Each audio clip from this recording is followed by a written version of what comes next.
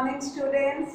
After starting from refraction through glass slab, now I am going to teach you refraction through a glass prism.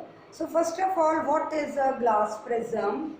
A prism is a triangular refracting medium in which the refracting sides are now inclined at an angle, and this angle is called the angle of the prism. We keep it like this while doing the practical. So we fix the pins this side. So this is one refracting surface and this is other. Now if I do it like this, so this is one refracting surface and this is the other refracting surface. Okay, now I take you to the blackboard. So this is a triangular refracting medium, that is a prism A, B and C. And A is the angle of the prism, right? OP is incident ray of light on the side AB of a triangular prism. Prism is always triangular. So OP is incident ray. At P, at the point of incidence, we have drawn a normal. Okay. So this angle 1 is angle of incidence on refracting side AB. Okay. Now as the light is entering from air into the glass, rarer to denser, so it is bending towards the normal. It is bending towards the normal. Now you see, this is refracted ray. PQ is the refracted ray.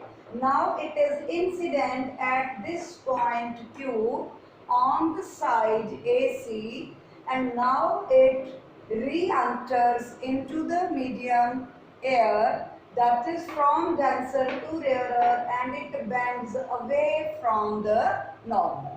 As we have done that in refraction, the ray of light suffers deviation when it passes from one medium to the other transparent medium of different optical density in case of an oblique incidence. Okay, so it struck here, incident here, refracted, and then QR is the emergent ray. Now angle 1 is angle of incidence on AB. Angle 2 is angle of refraction on AB. Angle 3 is angle of incidence on side AC. And angle 4 is angle of refraction on side AC. And this is also called the angle of emergence. I hope it is clear to you. Now, by doing the experiments, by experimental observation, it has been observed that angle 2 plus angle 3, that is this angle plus this angle, the sum of these two angles is equal to the angle of the prism. Mathematically we have calculated. And then angle 1 plus angle 4, okay, that is the angle of incidence plus the angle of emergence, equal to sum of angle A plus angle delta. Now the question comes, what is this? Okay, delta or D? Right? Now, to explain this, I will take you here. If there would have been no prism ABC, this ray of light would have travelled straight. Do you agree? So, in the absence of the prism, OP would have gone straight. But as there was prism in its path, so it simply, first it bent and then it deviated. Okay. Now when we produce this backwards, so this angle between incident ray extended and emergent ray produced backwards, this angle is the angle of deviation. That is how much the light ray has deviated from its straight line path. Okay.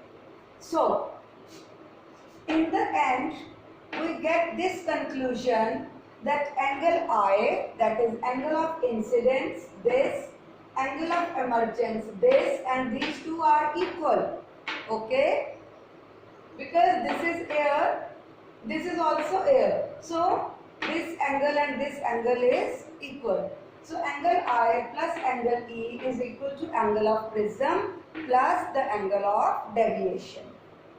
Now, this angle of deviation, that is how much the ray of light will deviate from its straight line path while passing from air into the prism and back into the air. That is how much it deviates. That is what will be the magnitude of angle of deviation. So, angle of deviation depends upon the following factors. So, what are these factors? Number 1, angle of incidence. Number 2, refractive index of the medium. Number 3 is angle of prism. This is not LA, it is angle A, that is angle of prism. And number 4, wavelength of incident light. Okay, so this, or you can say D, angle of deviation depends upon angle of incidence on the first refracting surface, then refractive index, then angle of prism and wavelength of the light. Now the question comes, how does it depend on the given factors? So my dear students, it is directly proportional to the refractive index and the angle of the prism. Okay? If the refractive index increases, then the deviation increases. But it is inversely proportional to the wavelength.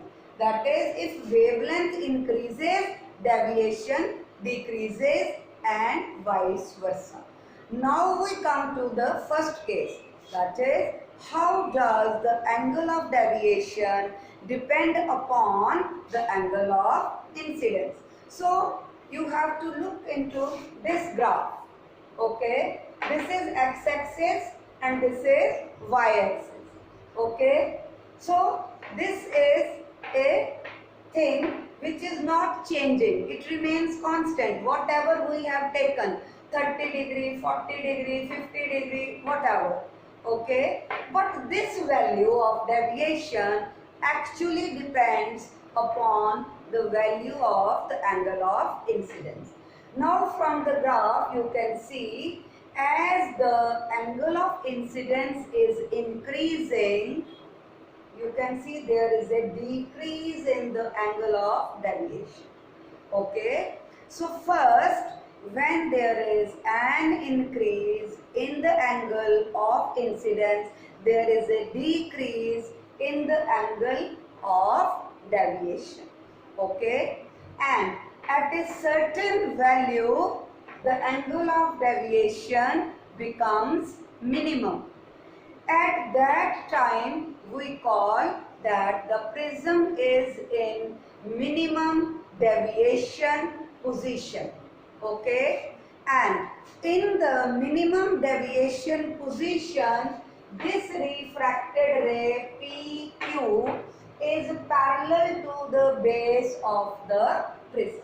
In the minimum deviation position, refracted ray is parallel to the base of the prism. Very, very important to understand and to learn. On further increasing the angle of incidence, you can see the graph starts going up.